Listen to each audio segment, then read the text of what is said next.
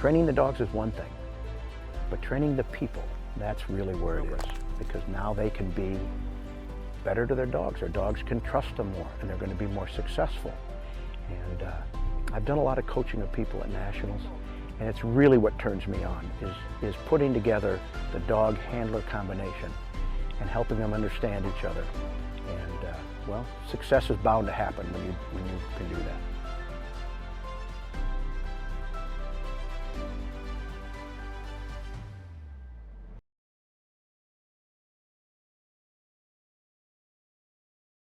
Good evening, everyone, and welcome to our 6th Purina Masterclass, final one for 2025.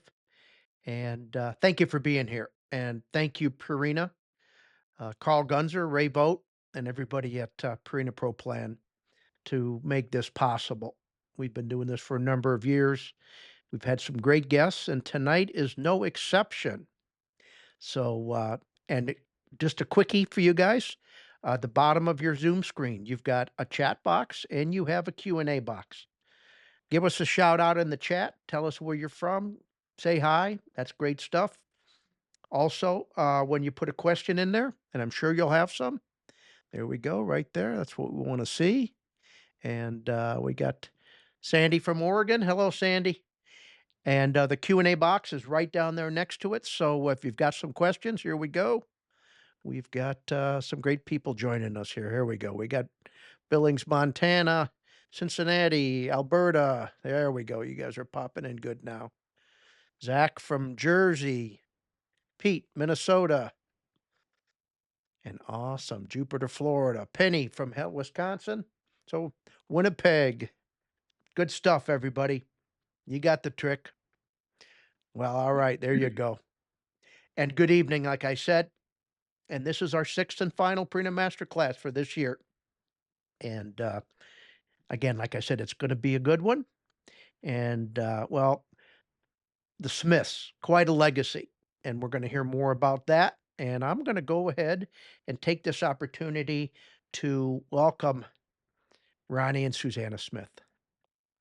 Hi, guys. Hello, Pat. Thank you for being here today.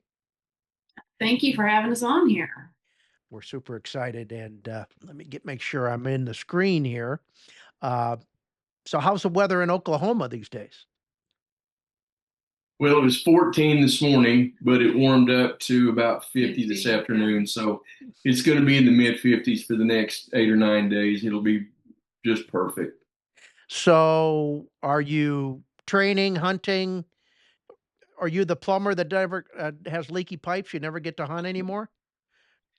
Well, that's exactly right. Guided hunts in South Texas for a long time, and thought that when we quit that we would be able to hunt a little bit, but we kind of rearranged our life, and we have a training class, so we are training Excellent. right now. Yeah. Okay. And what's going on in Oklahoma? In your area, do you have wild quail? We do. We have a sustainable population in western Oklahoma, and this is a good year. We used to have, when I was younger, it was about a 5-year cycle that we had, really good birds. But it seems like nowadays it's much longer than that. But we're in an up year right now. So I'm in Tennessee right now, but I'll be heading back to South Georgia, Thomasville, Georgia area, and I'm sure you're familiar with that. You probably ran some trials down there at one time or another. Yes, And are familiar with that area. and that's well, they're hitting the plantations hard, chasing those bob whites around. So excellent, good stuff. So we visited for just a little bit, and I said, well, first of all, I had heard about the Smith family, Delmer, just initially from my time at Rex Cars, and Rex Carr was really the guy that changed the world of retrievers. And I remember him talking about Delmer, and he said he was 50 years ahead of his time. And he talked about Delmer with the ultimate respect. And I did get a chance to meet him in Ardmore, Oklahoma at a national. And so you talked a little bit about that. Your father uh, is Delmer's younger brother. Is that correct? That is correct.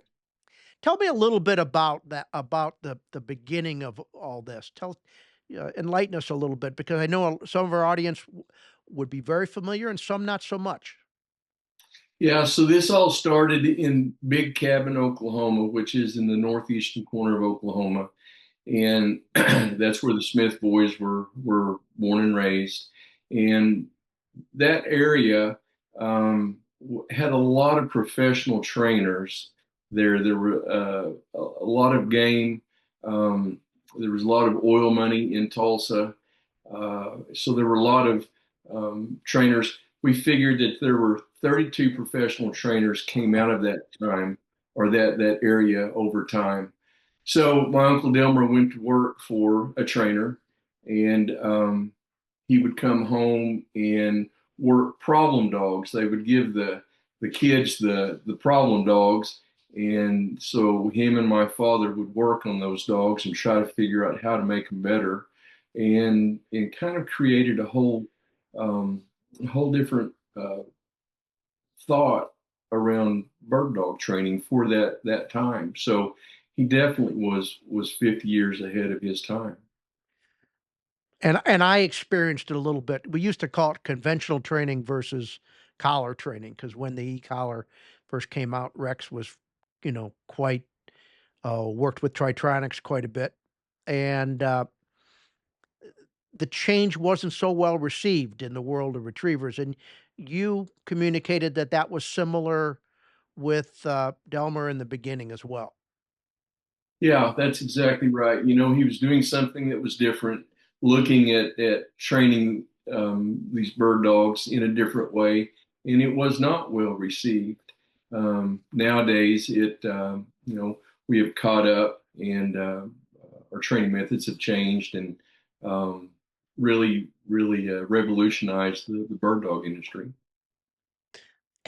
I know in retrievers, as we became more sophisticated, more thoughtful, uh, the technology got better with Garmin and now taken over, and we're able now to train more sensitive dogs than maybe we did in the past, and it's made a big change. I know specifically in the world of Labradors that uh, 30 years ago the dogs were physically tougher, sometimes harder to persuade, and today, well, we're able to use a lot less pressure, I guess is the best word I can come up with good results. Did you see the same thing in pointers? Did the breed evolve much, psychologically and physically? Yeah, absolutely. You know, when we had variable intensity collars came on the market, that was a game changer. I mean, that really enabled us to tailor the stimulation for the situation. Providing they had a good foundation. Mhm. We That's something that we're very adamant about is spending the time initially to build a good foundation because that is the hub from which everything else comes from. So once you have a good foundation, you can take that variable intensity and really tailor it to the dogs. And the dogs that Susanna and I are getting in for training for the last 25 years, they live in the home. So Yeah. it is a completely different dog than we used to get. For the better? It's a I don't know how to answer that. It's Yeah. because it's a completely different dog. I think you have any insight on that, Suze? I think they're more in tune with people and Okay. they're more responsive to people. But on the other hand, on the flip side, I think they don't have as much real world field time. You know, they're more urban. They grew up in a backyard. And so they're delayed from that perspective. So I think it's a little give and take. Yeah, I see there's gonna be a give and take no matter what when you start changing temperaments, body structure. I know a couple things changed in our world. The grounds that we competed on have become more groomed and aren't as much like hunting. The dogs, I think, are maybe a little more fragile. Uh, but with pointers, I was just kind of wondering how that evolution has happened. I will tell you that I think that the modern retriever is more user friendly for amateurs because it doesn't, they're not as hard to have respect as maybe they were at one time. Is that similar at all in what you're experiencing? I think what we saw with dogs in the past um, were dogs with poor socialization. So when they would come to you for training, um, they they were a little feral, Mhm. you know, and really had never uh, had a relationship with people other than walking to the kennel and feeding those dogs and cleaning up after them. Um, yeah, it was a completely different dog. And I guess the bond relation, with humans and their trainer and their owners, uh, certainly brings out different, positive and possible challenges. Yeah, I think we have dogs.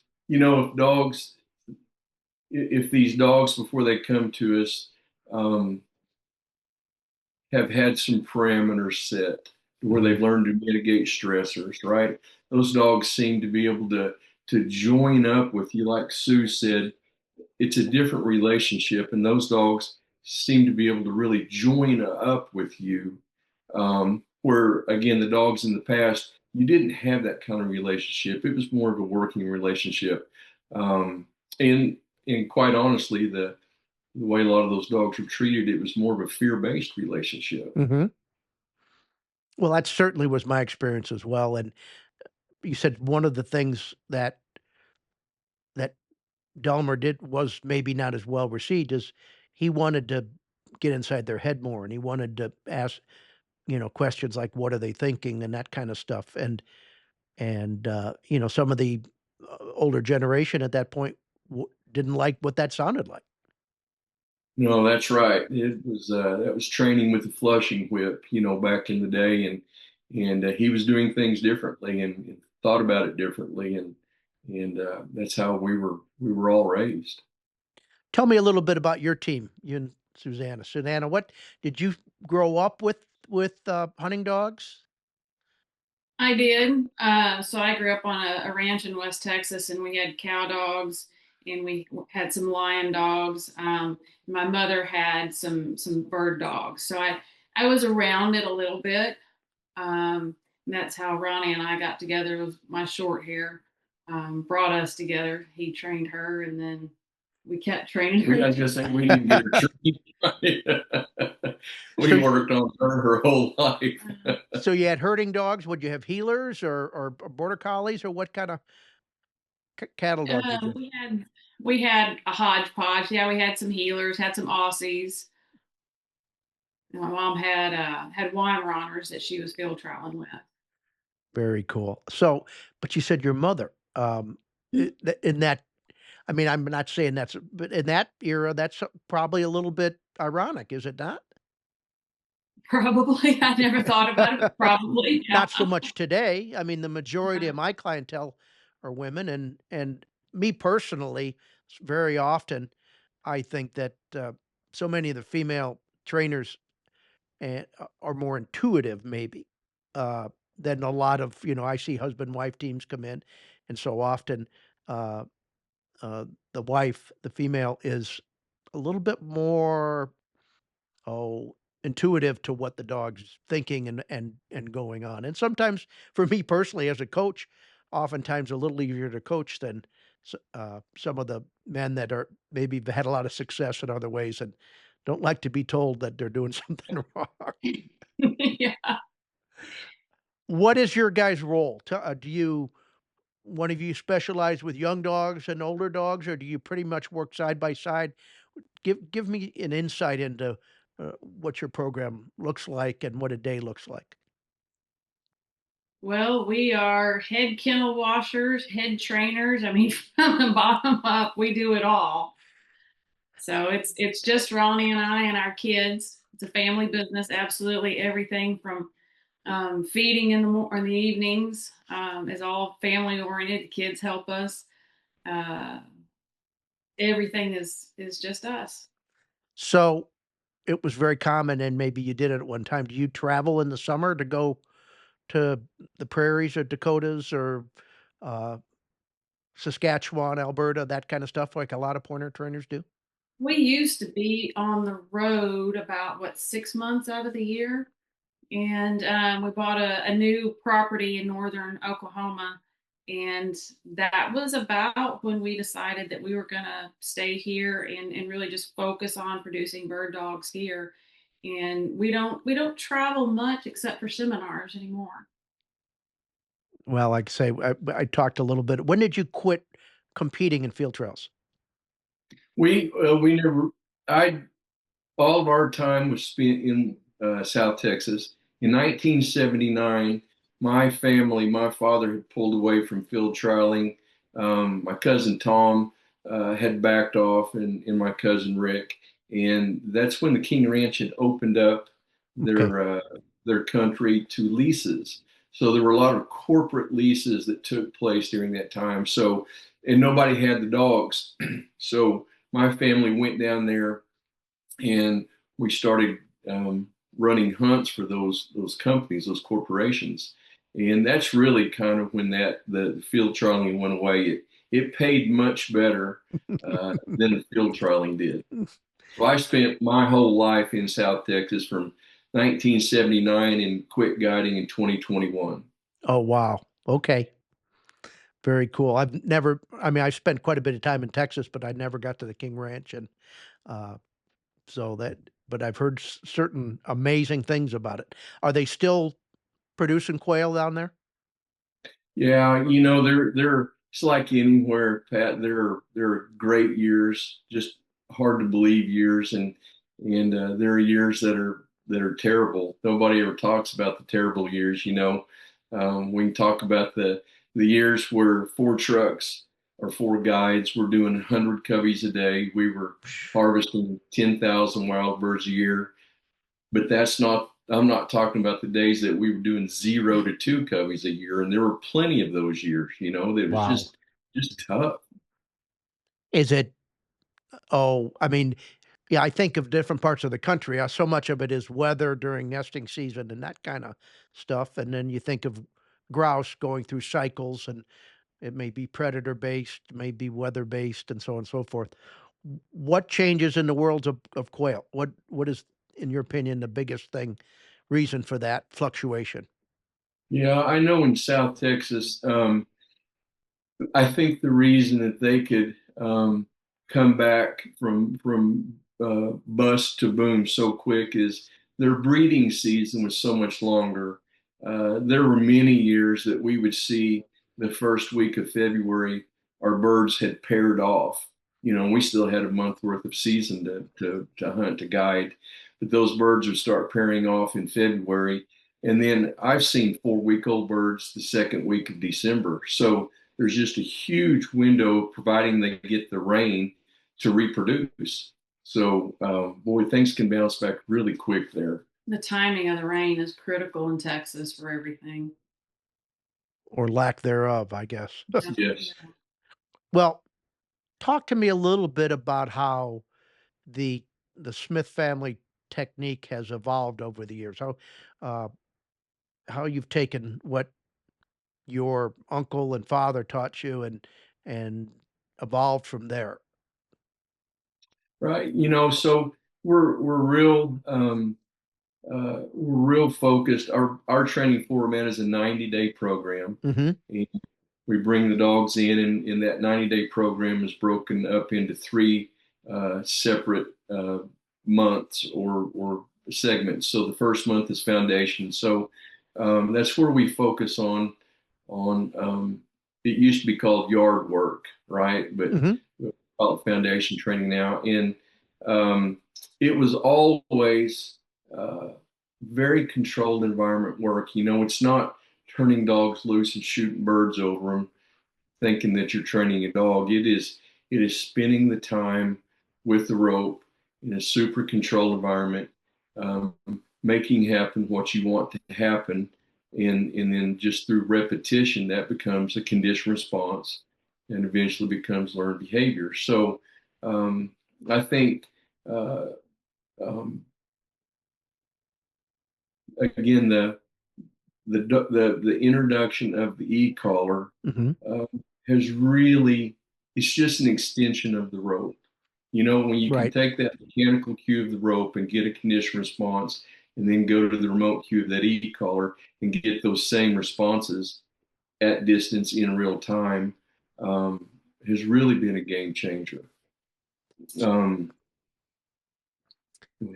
I think, the Smith boys started just learning from the dogs, and as time accumulates, I'd say everybody in the family is constantly trying to fine tune their skills, learning from every dog that Right. we get our hands on. And I think as the years go on, it becomes more and more about the individual animal. We have a curriculum, just like with kids, we have a base curriculum. We know where we need to be at every stage in every class. But the focus just becomes more about where that individual dog is and what that individual dog needs to become a better performer. And I think that's what set Delmer apart initially, and it continues to be a common theme, I think, with everybody working dogs. yeah, rather than making a dog do something, you work with him. Yeah. You work with that dog, and in every step that he takes, uh, it matters. It's not rocket science, or I certainly couldn't do it. But that being said, um, it if you're really a steward of or a student of the dog, um, it can get very complex, by watching that animal and really reading them. Um, it's it's different as you know, it's different every day. You bet it is. Bored. So we just finished a seminar with Dave and Ty Roram, very successful field trialers, and Ty is Dave's daughter. And somebody in the audience asked, "How did you learn to read dogs?" And you kind of described it. You grew up with it. Your kids grew up with it. It wasn't always training. It was cleaning their kennels, getting them to air, watching them in the yard, learning to, because you pretty much had to. You could read what they were going to do before they did it. Sometimes, you see 2 male dogs and you say, "Uh-oh, we better stop this before a fight gets started," so you're always super in tune with the every step like you just described. So I certainly can relate to that. And like I said, you got your kids and you grew up with these guys, and you've been in training yourself from day one. Yeah, that's absolutely right. And I tell you, we're Suzanne and I will do something with every class, something different with every class, just to try to see if we can learn something, if we can, um, you know, do a better job in associating what it is that we want to these dogs. It's been a good ride. That's a frustration to our apprentices. We'll take apprentices through the program and try to teach them everything that we know. And then they come back for a visit a couple of years later and they're scratching their head going, "We didn't do this like this 2 years ago." I'm like, "Sorry, we've changed. We've moved forward." We're constantly trying to improve and modify everything just based on the dogs. I had a client who said this, and it was so true. It says, "When you're green, you're growing. When you're ripe, you're rotting." And Right.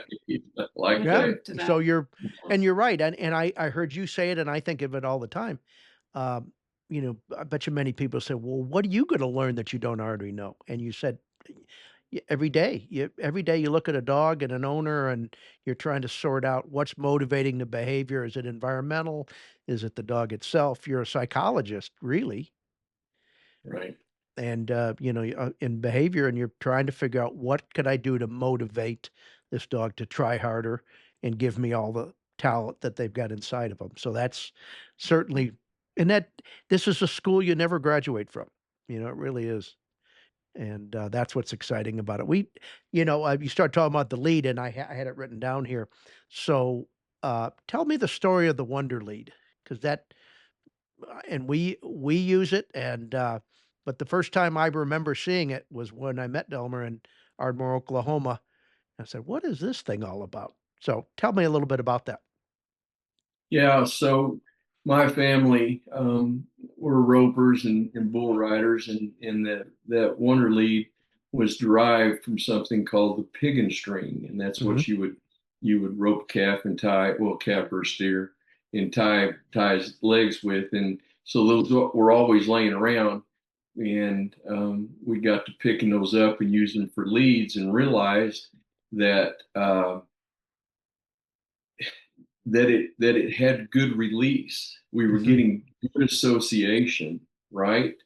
So we really started to pursue that, and eventually had a different lay, or the body of the rope, the stiffness or lack thereof, a different lay of rope made specifically for these wonder leads, these command leads, and um, if it's used correctly, uh, it is amazing that's how it got the name, the Wonder Lead. It's amazing how quickly that you can get a dog, just with the pressure and release, to healing you.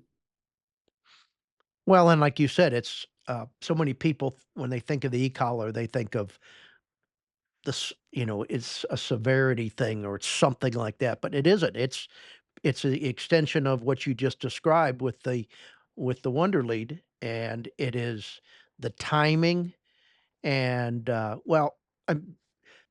the thing that way Pat Nolan explained it to me, he said the behavior that's occurring when the pressure goes away is the behavior that's reinforced.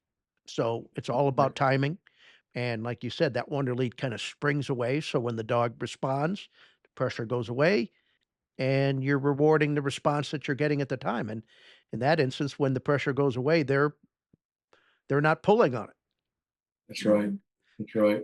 And it melds itself right into understanding how the dog learns that they aren't a victim of pressure, they can control the outcome, and then it becomes a valuable tool that isn't bad for the attitude. It only clarifies a lot of things. Yeah, that's absolutely right. We've been in situations where maybe being in South Texas, where it's always hot, and get a dog that's hot, and you're trying to get back to the truck, and you can put that lead on a dog, and they've learned to just relax, instead of fighting and pulling on it. They just relax, and you have a complete mindset change. And then with that, by the time you get back to the truck, that animal is cooled down, and now will take water. And we've had a lot of situations where we've gotten in porcupines, or just a lot of different deals, but really a wonderful, wonderful training tool. Well, I've got some questions that came up, and let me go ahead and throw this first one up from Phil Cross.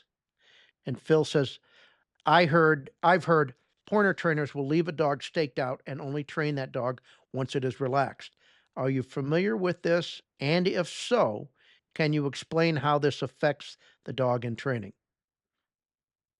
And then he goes on to say, is it detrimental to allow a dog to retrieve or otherwise access rewards while highly excited?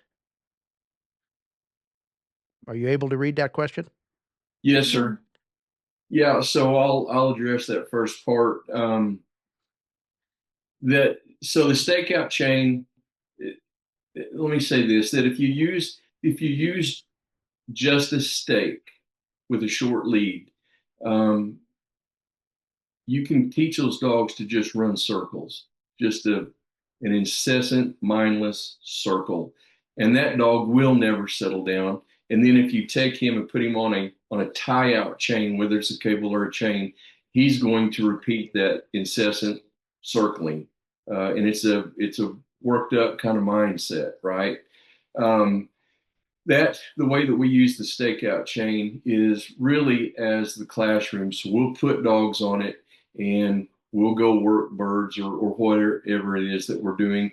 And when we're through working that dog, we'll put him back on that chain, and it becomes kind of the quiet time right? Hmm. It's rather than putting that dog back in a kennel where they're just going to run and yaw and forget the last lesson plan like children at recess, right?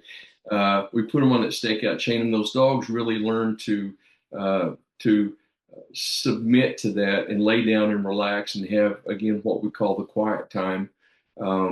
It's funny, you can have there at our old facility, we had stakeout chains for 45 dogs that we could put them on. And you could go grab 3 or 4 dogs and on check cords and go work them out on some birds. And the dogs were barking. And as soon as they saw a dog go on point, everybody quit. The whole chain quit barking. It was silent. And whenever that bird was flushed, boy, they all started barking again and were excited. It was a pretty neat deal. But I don't know. I don't know about leaving a dog on a stakeout chain until he relaxes, because quite honestly, there are going to be some visual dogs that may never relax.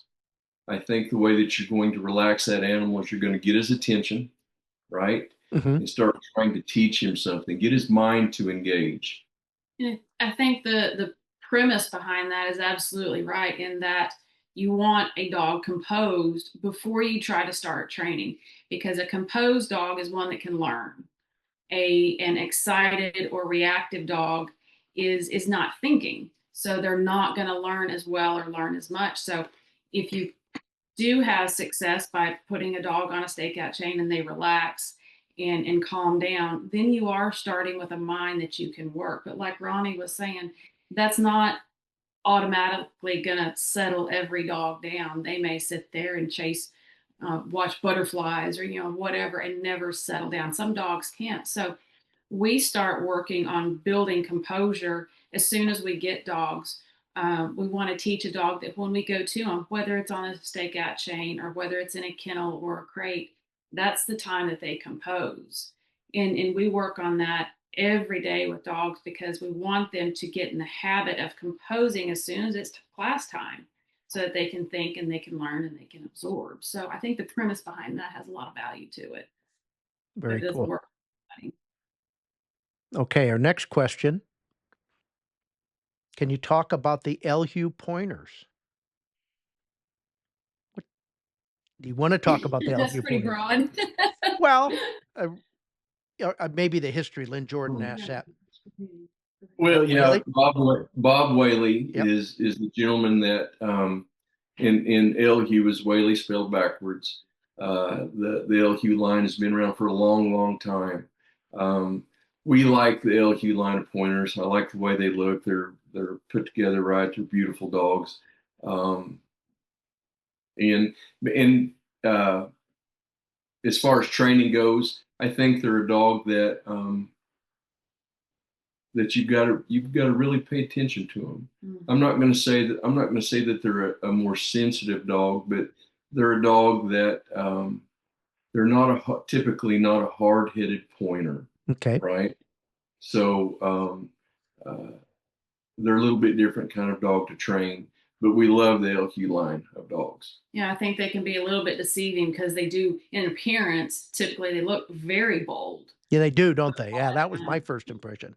Yeah, but a lot of times inside they're just real softies. So you have to really pay attention to them. We've got quite a bit of LQ influence in our kennel. That's how much we like them. But I do think you have to watch them a little bit, Yeah. pay more attention to them. Very cool. All right.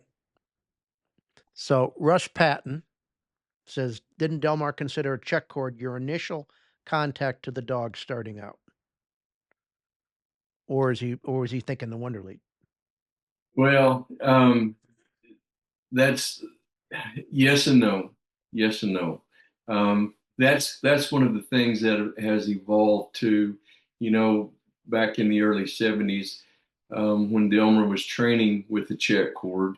That was before we were using the point of contact on the flank for teaching whoa. So that was a point of contact for the dog to start teaching them whoa with the bow line knot. We have improved on that. and feel really good. We that changed in about 1983, whenever we went to the point of contact on the flank. Um, but yeah, check cord. I tell you where we use the Wonder Lead initially, and it's something for everyone to kind of think about that's listening to this. You know, I think one of the most important things that anyone can teach their dog is to just stand still. Just stand still, right? And with that Wonder Lead, it's a 2 beat cue. It's a QQ release, right? And and that's how you can teach those dogs to just stand still and have that composure, because it's going to be important in everything they do in life. Whether you're trying to put a collar on them to go hunt, whether you're trying to doctor them because they're injured, or put boots on, or they're at a vet getting vaccinations, or they're standing on game. You know, it's everything. So the Wonder Lead is something that we use pretty heavily initially to just teach those dogs just how to stand still, teaching them how to stand still. You know, it seems simple, but and it's what did I read a book, uh, a Kobe Bryant basketball player, and the author was watching him at a camp, and he would train real early in the morning, and he went and watched him, and he was doing the most fundamental things, and he says, "You're the greatest basketball player in the world right now. Why are you doing such simple things?" And he said, "Well, the basics are simple, but they're not easy. If they're easy, everybody would do it. And just standing still is what I think of when when you talked about that." Yeah, And we talk about that a lot in our training. There's three basics things that every dog needs to know, and that's what we focus on. That's what when we have dogs go home, we tell the owners, focus on standing still, coming to you, and going with you. Three things. But if you do all those consistently and have them perfectly, when you apply them in the bird field, your dog's going to have a really top notch performance. yeah, those are things you can do at the house, you know, and then that foundation stays in place. Um, it's just the whoa, here, and heel. Those three simple things. Well, and we say go, stop, and come. So it's in the Right. world of retrievers, it's they got to go to retrieve, they got to stop when they're told to sit, and they got to come to you. So it's really those are the big three, and it depends on what their instinct and their goals are. So I've been fortunate to do some work with Purina as well as Garmin, and in the past few years, I've gone to some of the herding dog events and Springer Spaniel events and that stuff, and it is so interesting talking to people like you and listening to other styles of training these other types of dogs. And it's a real treat. And just hearing you talk about something that resonates with me. And I spent a year in Alaska working with sled dogs. So you watch great dog trainers figure out ways to motivate effort and bring out instinct. And you're always that fine line between trained behavior and natural instinct, and if you get too much of one, it overwhelms the other. And that's the challenge we face all the time, right? Yeah, that's exactly right. It is a fine line. It's a constant balancing act. Yeah. And that's why it's fun. That's why Yeah. I'm still excited to start training here again, and that's why I'm doing this. So our next question says, "I'd love and use the Wonder Lead. I especially love it for conformation dogs. I cut down my field one and use it on my own experienced dog. Is there a place I can buy just the rubber choke?" I guess that's the Keeper. I guess so. I guess that's that um I don't know. I don't know if there is. Those we have those made for us. I'm sure that if this person would reach out to us, we might be able to source some of that. It might take a while, but we can source it. okay. Excellent. Uh, all right. Well, Derek says I use a pigging string today. They've used it for 20 years. So there you go. All right. Here we go. Russ Patton says, what is the youngest age you would use a Wonder Lead on a puppy or a young dog? I would say there's no magic age, but we were just talking about the balancing act, balancing the obedience and the training with the natural instinct. And to me, that's the first thing that comes to mind when thinking about using a Wonder Lead on a puppy. We don't want to imprint those puppies with the concept that healing is their world. That's where they need to be, is by our side at all times. We want them to have the experience to go, adventure out in the pasture and find birds and learn the terrain and be strong, confident on their own out away from us. So we usually wait to begin our healing workouts with the Wonder Lead until we start formal training. We've trained probably 4, 5, 6 month old puppies to heel, but that's kind of the anomaly rather than the norm. We like to delay as long as possible teaching them to heel so we don't get them just super obedient and thinking about always minding their manners at heel with us. We want them to be out on their own, hunting at least as much. Yeah, it goes right back to the balance that we were talking Right. about. It's you've got this domesticated predator that's living in your home, right? And the closer, once you get him trained and you're going to the field, the closer to a predator that he is, that's the very best that he's ever going to be. So you want to try to get there, but if it goes too far, then he's out of control and he's doing his own thing. So think about that with these little puppies. If this is they're very malleable, right? So if this is a puppy that's maybe 4 or 5 months old and you're having a hard time getting control, then maybe you can start something like that. But if it's just a 12 or 14-week-old puppy that's just a very malleable puppy, it is not the place to start that, not the time. Great. Well, I appreciate that. Um, hold on a minute here. Okay. Karen Kowalski, she's got two parts to this. My golden thought I was crazy putting her on a chain gang and maybe for stand for exam. Not really a question, just a comment, I guess. All right. So Pete asks, a few months ago on our social media platform, you were talking about focus and said, as trainers and handlers, we're always walking a fine line between keeping manners in mind and building unwavering focus on finding birds. I think we're getting back to a similar question to what we just talked about. It's a balance that, when done right, brings out the very best in a bird dog. Can you talk what that balance looks like? I guess that's our question. Yeah, so that's that balance, I guess, the forefront of what Ronnie and I are thinking every time we go to the field, Mhm. because a well trained dog that is not thinking birds will listen in the field, but won't be a productive bird finder.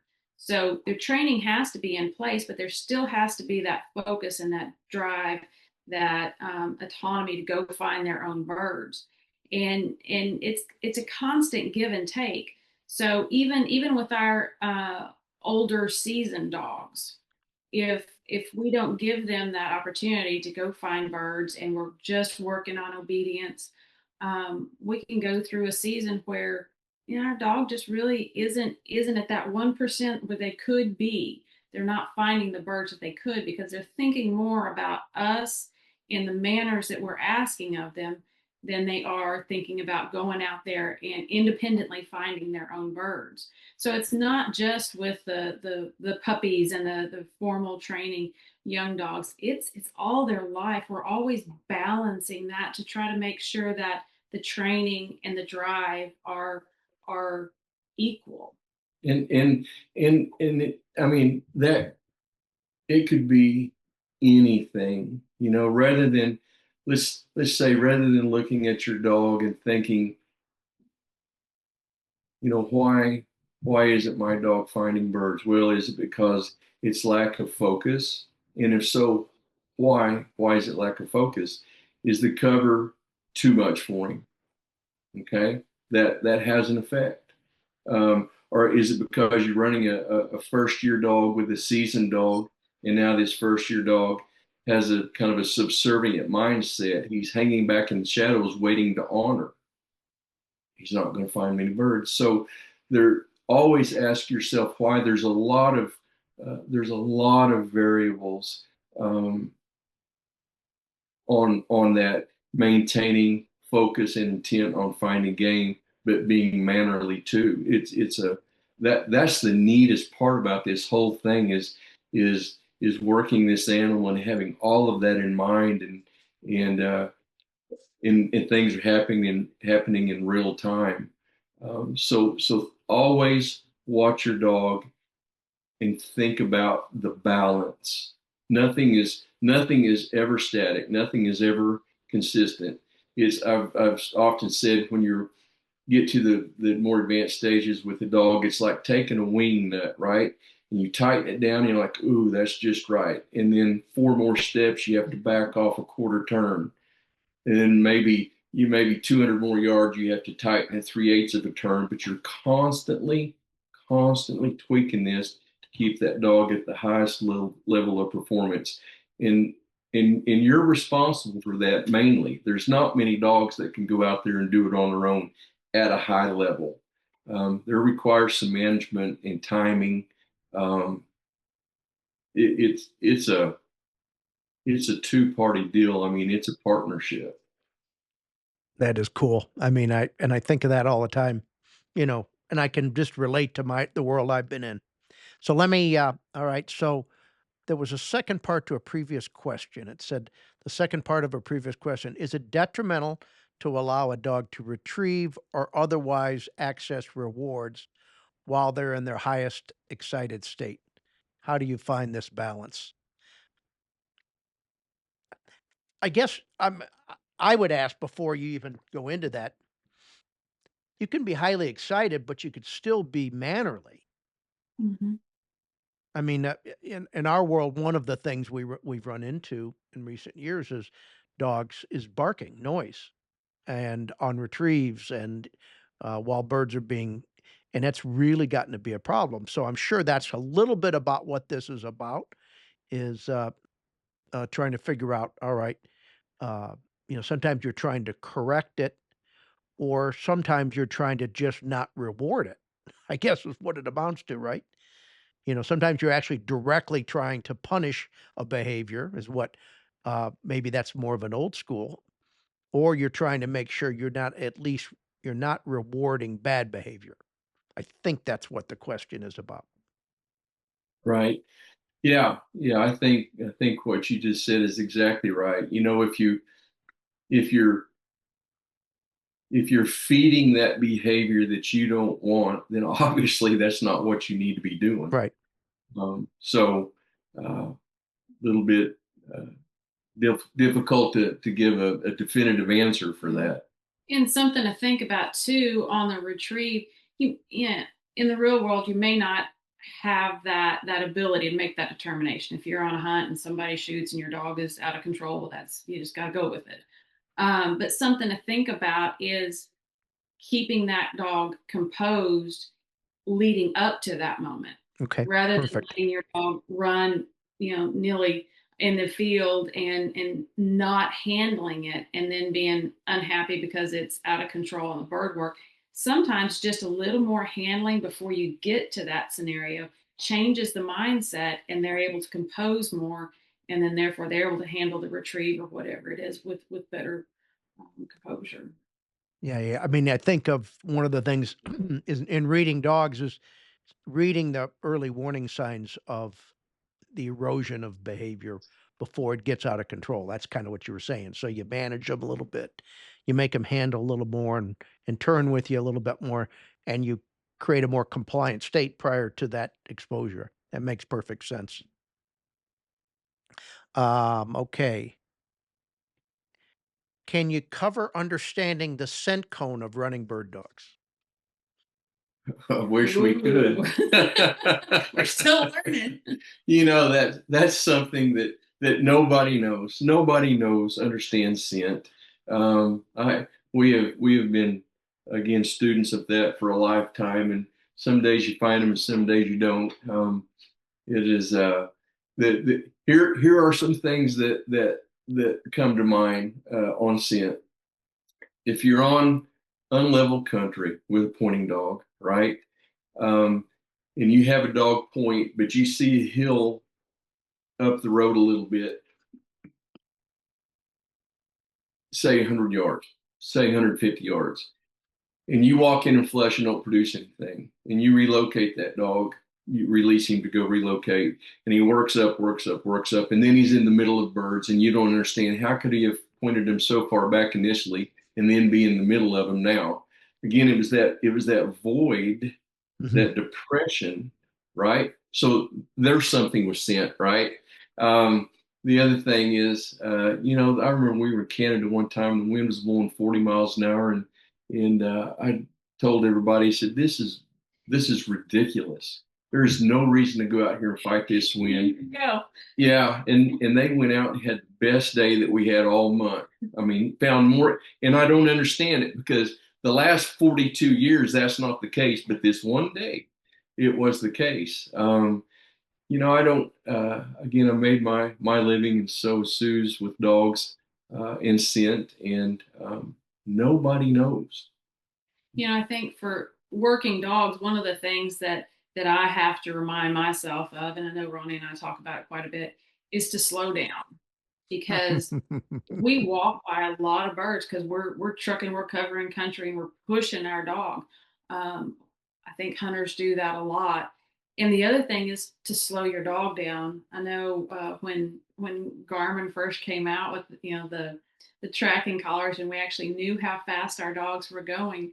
We started paying attention to the dogs that maybe they'd been the top bird finder for half the season, and all of a sudden they were just kind of mediocre. They just were not the top performer anymore. So what changed? Their speed increased. They went from more methodically hunting to focusing more on running, covering more country. And they run through the scent cone before they're able to think about it and react. So just slowing those dogs down just a little bit, just by handling, we were able to produce more birds. So little things like that can make a big difference. Well, that's interesting. That 12 miles an hour is kind of a sweet spot for a bird dog, and 22 miles an hour is not, right? and again, it goes back to the mindset. Again, that's why the sin is so hard.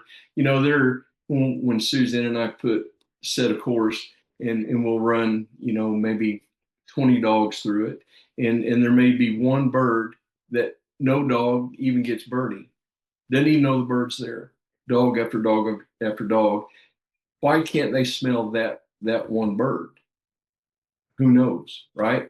We had a dog that was a foundation stock for all of our guide string, and this dog was incredible. On the good years, he could do 5 to 6 coveys in an hour. So I would run him first dog, and that kind of made the morning, and then I could run first year dogs in if they went birdless, 2 or 3 went birdless, then I had to put another seasoned dog down to make my day. But as season progressed, the B and C team that were becoming an A team, now we're finding more birds than my A dog, right? And why is that? Everything looked the same, but he got a runner's mindset. Everything was the same. You couldn't tell any difference. And I wouldn't have known that had I not been running him every day for 4 months. I mean, we were hunting 115 days out of a 120-day season. So you see this day after day after day, and you're like, why isn't he finding birds? So I would make some corrections, handling corrections, and kind of pull him back in a little bit, kind of get him out of that trance that he's in, and he went to producing birds again. So again, there's mindset that's involved. Again, you cannot definitively answer a scent 15 question. We wish we could. Yeah. Every day we wish we could. Wow, that's cool. All right. What e-collar system do you prefer and why? So we both train with the Pro 550 Plus. It's simple to use. It's ergonomical. We can just glance down at the handheld and see how far away our dogs are. We can tailor, and this is probably the most important for us. We're constantly tailoring our level of stimulation for the dog's mindset and the situation. So I know this evening I was on working a dog and I went from a low 2 to high 5 and back down. We're constantly shifting. So we want to be able to do that on the fly. And that collar, you can adjust the dial on the top and you can hold a low, change it to medium and a high just with the movement of your fingers. So you can never take your eyes off of your dog and adjust as you need. So that to us is the gold standard. Yeah, it's a Garmin. It's a Garmin collar. And to expound on it a little bit more, that it's a round cylinder, so ergonomically, it just fits your hand. And the way that we run that collar is rather than holding it, pushing the buttons with your thumb, we turn it around and use our index and middle fingers, right? And it's positive detent stimulation levels. So when you, rather than having a rheostat, right?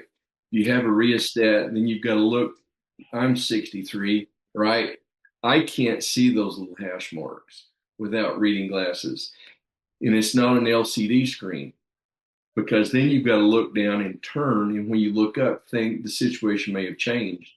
So that Garmin, that Pro 550 and 550 Plus, I think, yeah, we both think they're just absolutely gold standard. We're in a position we could use any color out there.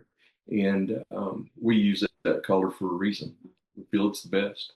Yeah, and I use the Pro 550 myself, Yeah. and you're right. It's always when I see teaching owners to use it, some people like try to use their thumb. I said, no, I hover my middle and pointing finger, and I feel the buttons, and like say I don't have to ever look up, and I guess it becomes I probably know it better than I do my vehicle. So you're Right. right. Right. All right. Well, and So there's mindset to that too, Pat. You know, if you take your thumb and you push it, it's like pushing the TV remote. It's like change now, change. And that's not really conducive to being no, a good trainer, right? good You point. lose the yes. Yeah, sometimes you think the harder you push your button, the harder you're correcting it. You mean that doesn't work? Well, my good longtime friend and coworker Mike Lardy has a question here. Mike says, "How much retrieving do you do with a versatile dog before they are pointing reliably?"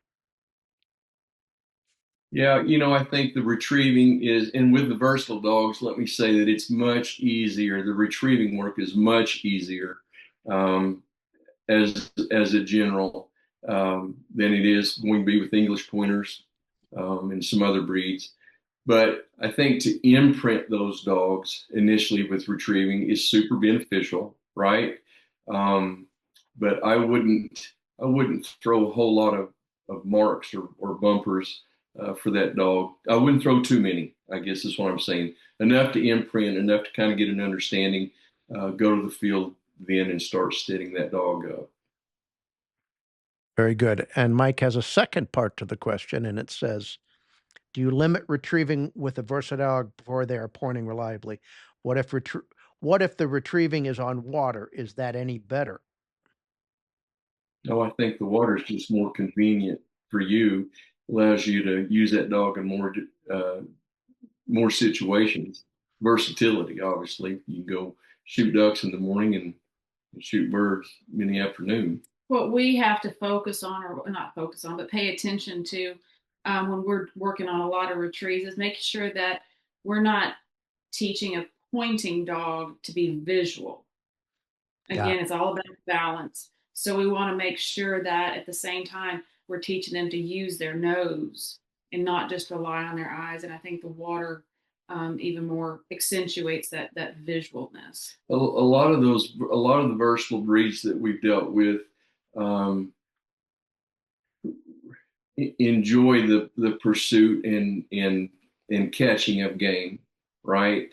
And can be hard to steady them up because the retrieval of game is more important to that dog than the stalk or the pointing. Right. And again, that's that balance. That's something you need to recognize. If your dog's really jazzed up about the retrieving, then you're okay there. Let's go ahead and get the prey drive in the field for the stalking instinct, because the retrieve's going to be there. If you over develop that retrieve, it can be hard to get those dogs honestly steadied up. Excellent. Okay. I'll take a couple more questions here. We're right at our hour mark, and I promised I wouldn't keep you too late.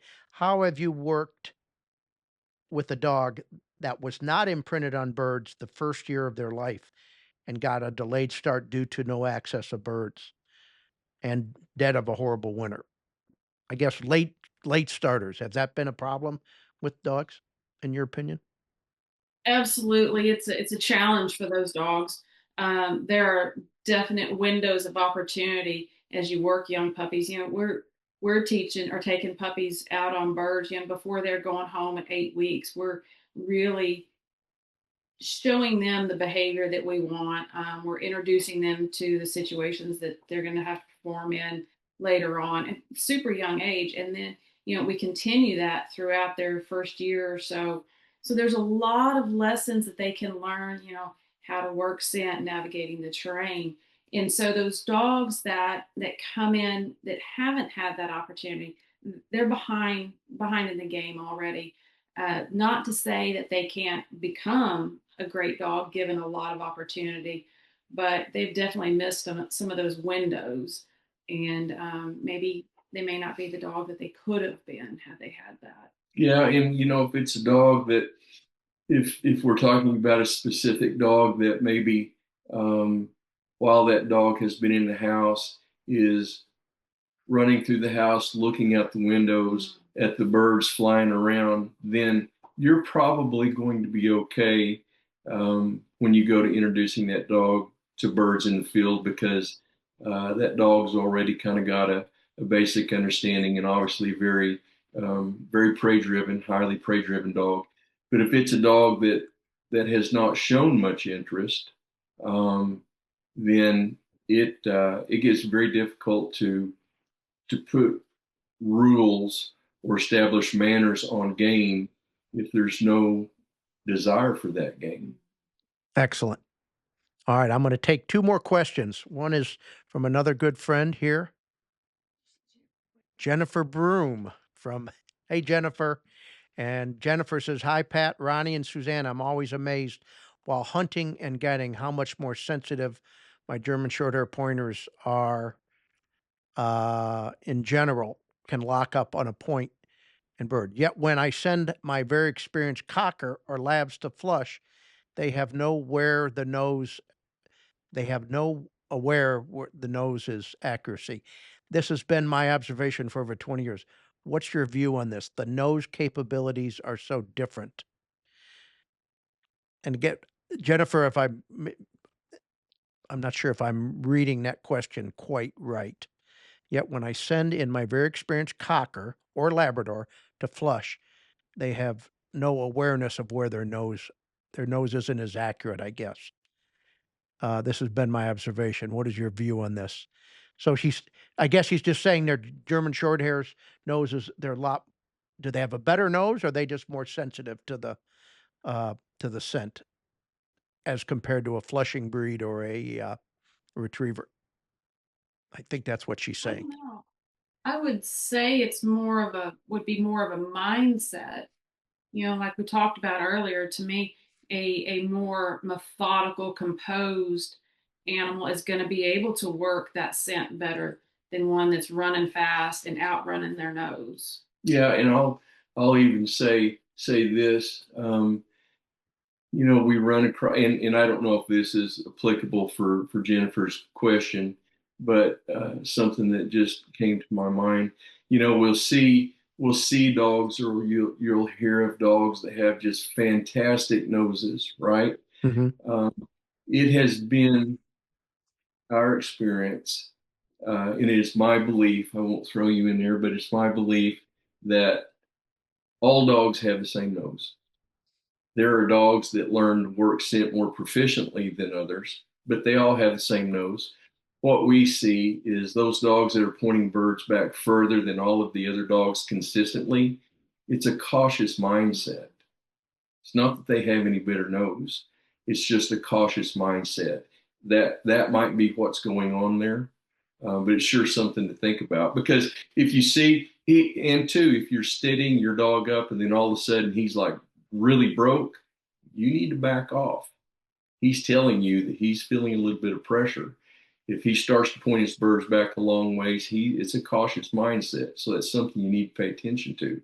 And again, not that that's applicable to Jennifer's question, but something that just I thought about. I thought of that in retrievers. Some dogs seem to hear whistles better than others.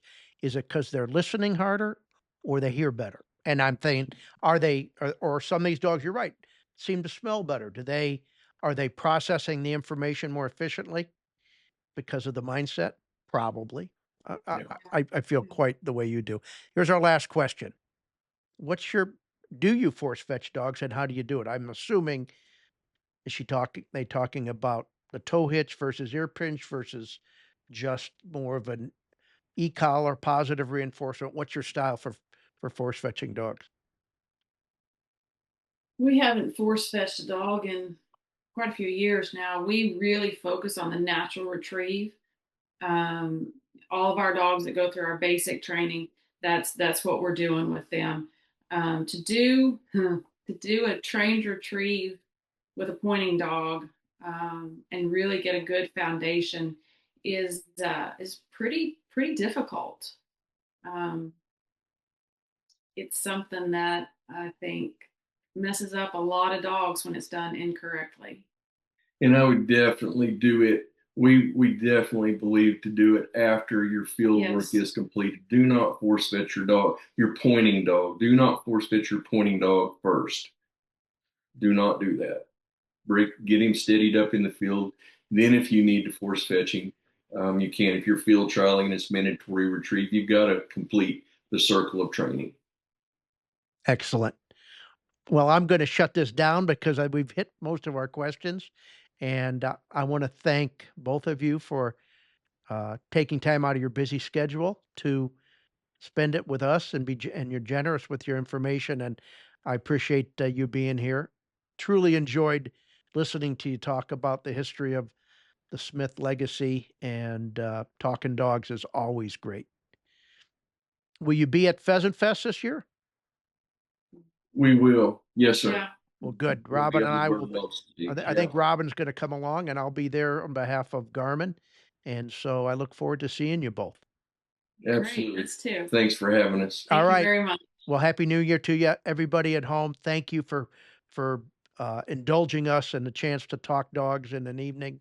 It's always fun, and I wish everybody a Happy New Year, and we'll see you in 2026. All right. All righty. Bye-bye, everybody.